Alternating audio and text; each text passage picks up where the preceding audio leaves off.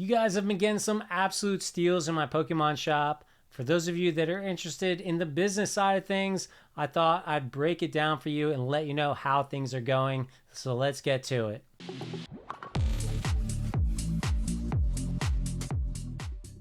So I actually started my Pokemon business in August of 2021, about 3 years ago. That's when I officially filed with the federal government and with the state of North Carolina in order to establish myself as an official business. At that time, though, Pokemon was flying off the shelves, and not a single Pokemon distributor would take me on as a new client because they couldn't even satisfy the demand of their current clients at that time. So in order to get things going and to start establishing vendor relationships and to get my business, at least in some way, kicked off the ground, I turned to a couple other distributors that didn't do Pokemon but did other products, namely Ultra Pro products, because I thought that was a great entry point into Pokemon by selling the binders that people are using to collect their Pokemon products or any other TCG or sports cards, etc. So I found some Ultra Pro binder vendors and I set up with them, and I did that for 2 years, mostly selling on eBay and really not selling a ton and not making a lot of money because you only sell binders so much. And but it was a great way to establish myself and learn the system and start working on things. And I probably operated at such a very small profit that it wasn't even worth the cost of filing the taxes at the end of the year. However, that ultimately finally got me in the door with one Pokemon distributor that I've been working with since February, and Paldean Fates was the very first set that I was allowed to buy with them. Paldean Fates released on January 26th of this year, and at the time I had a website set up which was a combination of being hosted by Bluehost and a WordPress site that I built myself. It really wasn't cutting it. I thought it was extremely slow. I wasn't happy with it. I decided if I was going to do this legitimately, then I needed to switch over to something, a lot more polished, a lot more put together, had a lot of integrations already off the bat with PayPal, with Shop, and that was going to be Shopify. So I ended up buying a Shopify site. They let you have like 3 months for free. I figured I'd give it a go. Ultimately, fast forward down the road, I decided to just do an annual membership, which is about $350 a year. So as I go through the profit and numbers, we'll see that that's one thing that right off the bat, I have to subtract out of my end profit goals. Now, the more you sell, you're not going to care about $350. But as a startup for me, with a limited amount of sales, again, which I'll take you through all of that, it's something that's hard to swallow, especially in the beginning when you don't know if you're going to get any sales at all. So on February 9th, I officially launched my Shopify site. That was about 2 weeks after Paldean Fates dropped. And 2 weeks after that, I finally got my first order. Super thanks out to Donovan, my customer number one. And of course, after that, that's when the hard work and the fear really sets in. Now, why do I say fear? Because when you start actually making sales, the fear sets in with fraud. And it's definitely, if you read the internet, it's something that can happen all the time. And it's a big concern. Certainly, a lot of the big people who have been doing this forever and are making tons of sales, like PokeNE, they factor this in. They know it's going to happen. But for someone small like me, if someone steals a $300 order, or heck, they order a case of booster boxes for $600 and it turns out to be a scam, they do a chargeback on me, I'm getting hit with chargeback fees, I'm getting my business flagged, and I just lost $600 worth of product, not even profit, right? Because if I sold it at $600, maybe I'm making $30. I lost my $30 profit. I lost $575 worth of product that's now gone. And I probably have to make like 30 more orders just for the profit of those 30 orders to pay for the fact that someone just robbed me of $60. It's probably not even 30 orders. It might be like 60 orders, because losing $600 is a big profit. So, anyways, it's just when you got to start reading and protecting yourself, and that was another big reason why I flipped over to Shopify. This is not an ad for Shopify. I'm not affiliated. Maybe they'll reach out after this, but they've got some things in place. PayPal has things in place. If orders come in through PayPal, there's PayPal protection. If it comes in through Shop, there's Shop protection. And Shopify has a lot of things in place to identify whether or not this is potential fraud, and you just gotta avoid orders that they flag and stuff like that. But just mentioning it because it is something that will weigh heavily on your mind once you get set up and established. So where am I now after about 7 months of selling product? First of all, it's really easy to buy product. It's very difficult to sell it. And if it weren't for this YouTube channel, I probably would have an extremely hard time selling. Probably all of my orders have come from you guys, which I appreciate so much. I started this business because I wanted to bring you deals. I wanted to get product early, which isn't happening, and be able to share the product with people and then turn around and sell the product at the best prices. I wanted to be a voice of solution when I came into this, when businesses were just charging right off the bat $350 for ultra premium collections from Celebrations, and it was ticking me off so much. I figured if any kind of event ever happened like that again, I'd probably do like a lottery where customers would sign up, but I would never turn around and sell a brand new product for 3-4 times MSRP. Would I sell it at MSRP? Yeah, absolutely. Would I sell it for 3 times? No, I feel like that's just a terrible business practice. But that's what was going on back then. One of the driving factors for me to want to start my own business for sure. So I track all the activity that goes on with my shop so that I can always at a glance know what my return on investment and stuff. I'm doing it all in spreadsheets right now. There's probably better ways to do it. I know that with Shopify, there's some add-ons you can pay for, but with a little work and a little math, you can figure it out. And I had originally started doing this before I had Shopify, and I just kind of continued with it. Back then, I was mostly selling on eBay because, I hadn't really had any traffic to the website until I finally got Pokemon products in there. And I was doing okay on eBay, but they charge about 13 to 14%, which is at times the entire profit completely wiped out. Which was another reason why I had to switch over to Shopify because the fees were way lower.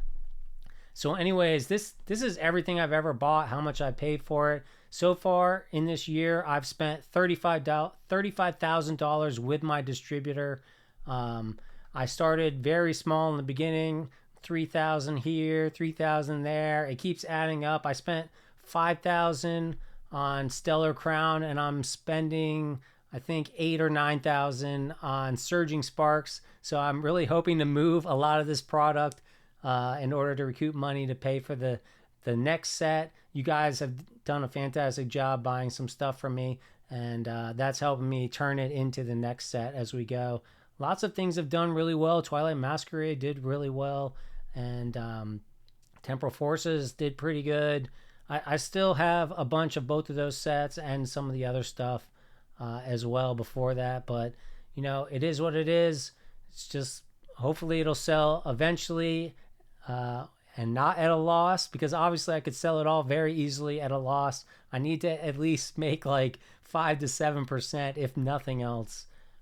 So anyways, as far as buying from my product, we're 8 months in. I've spent $35,000 so far. I'll probably be hitting around 50 by the end of the year. Flipping you over into my Shopify shop, you can see here that year to date I have sold, can you read that? $16,000 worth of product. So like I said, if I spent 35, 36, I've sold 16. That means I'm still sitting on $20,000 worth of product that has gone unsold for the year. Now in Shopify, they do have some reports that you can look at, but they don't actually factor in everything such as shipping costs and packing material, things like that. What it does tell me is that of all the products I've sold, they cost me $12,302, and what I netted was 15,770, but they don't factor in any fees from PayPal. They don't factor in any of the shipping costs and any of the packing materials. So even though this looks fantastic, this looks like a 28% return on investment. It's nowhere near that. And to be honest with you, I did the math, subtracting all that other stuff out. My return on investment is 7%. So you guys are absolutely getting fantastic deals. I'm not just joshing you. That's the real deal. I am making 7% profit on the sales. So good on you guys.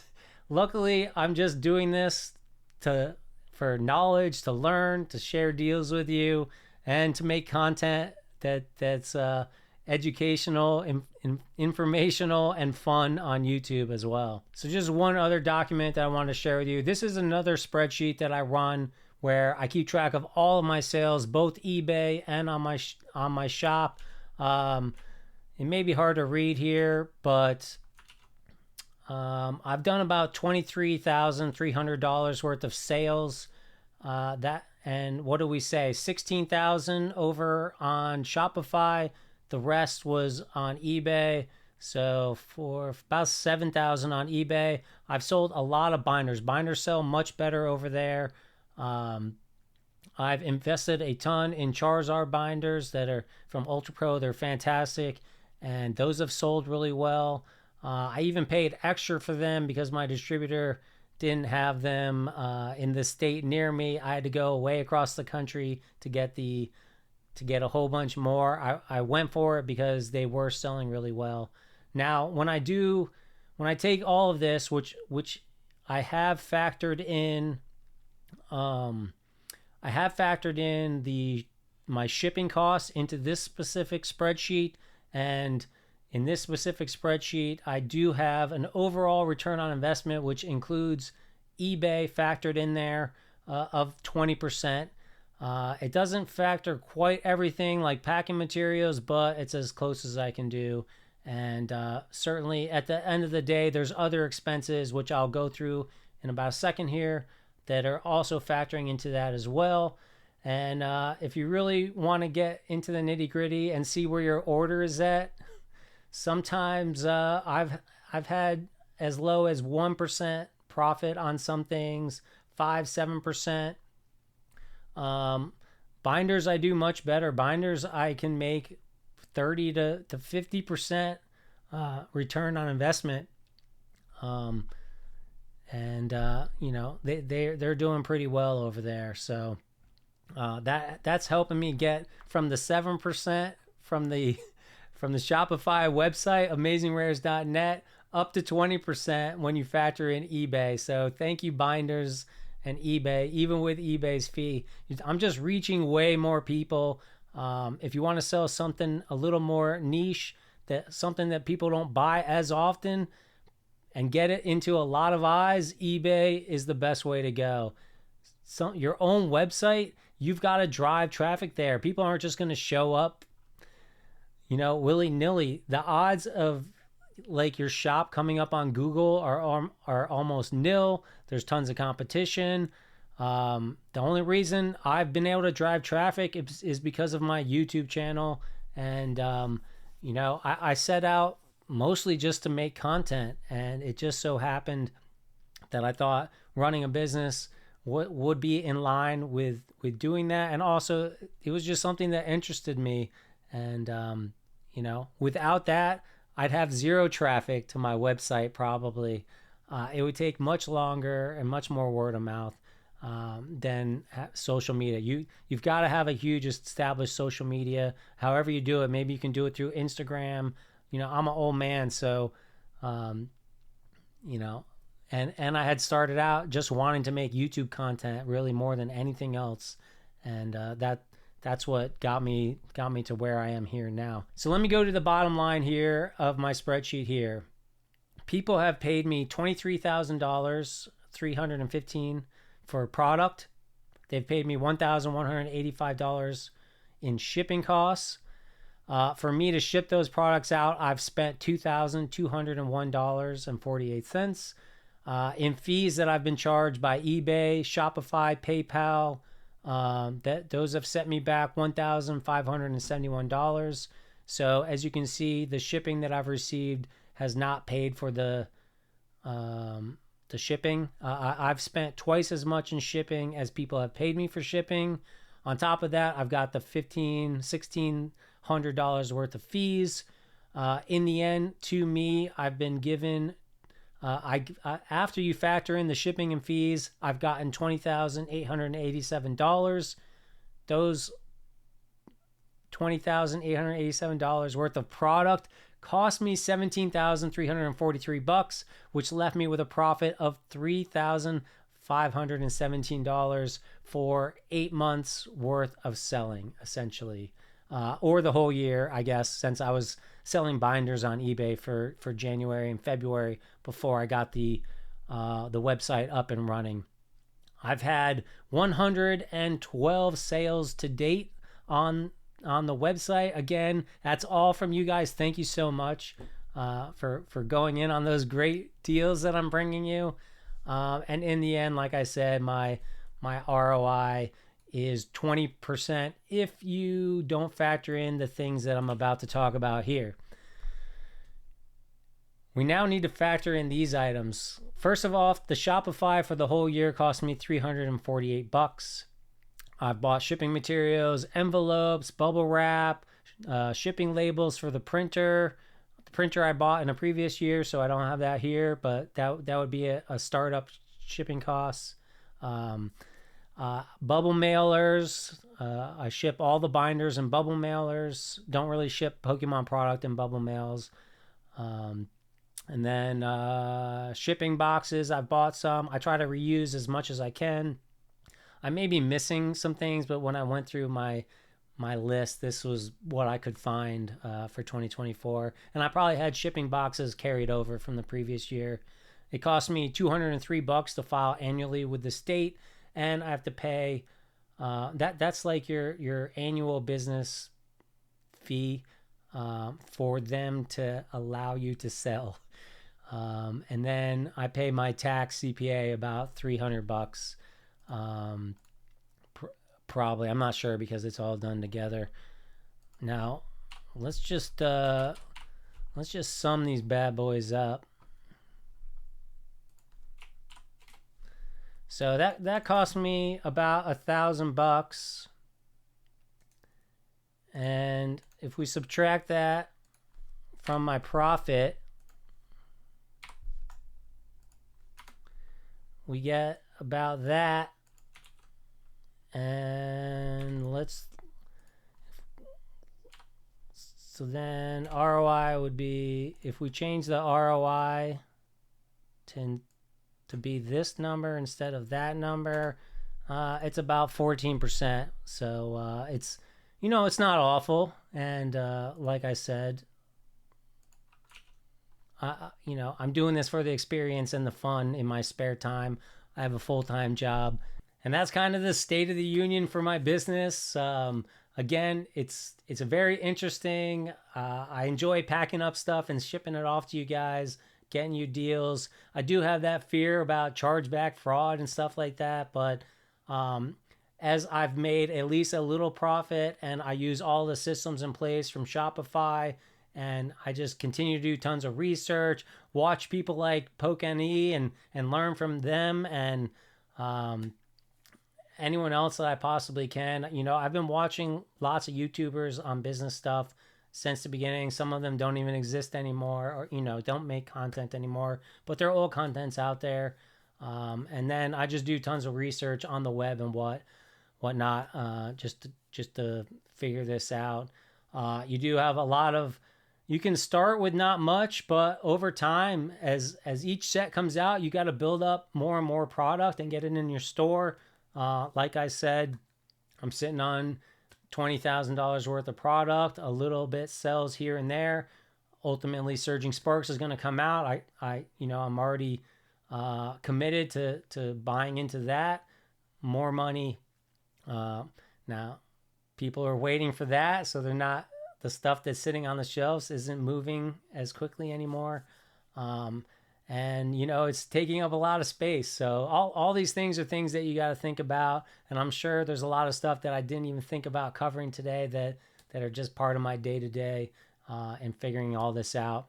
Anyways, let me know what you guys think, what kind of questions you might have. I'll do my best to answer them all, and I'll catch you guys in the next video.